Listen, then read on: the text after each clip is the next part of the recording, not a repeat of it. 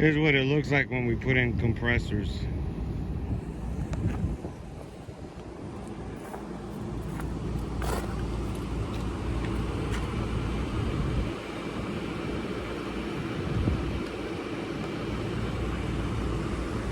I have to stay up here to guide it to make sure no damage occurs to the building, or if I see something wrong as it is being lifted.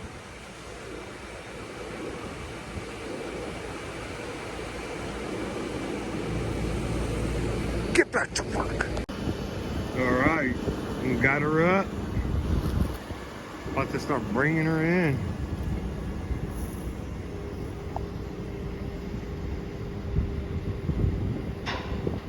.4D compressor.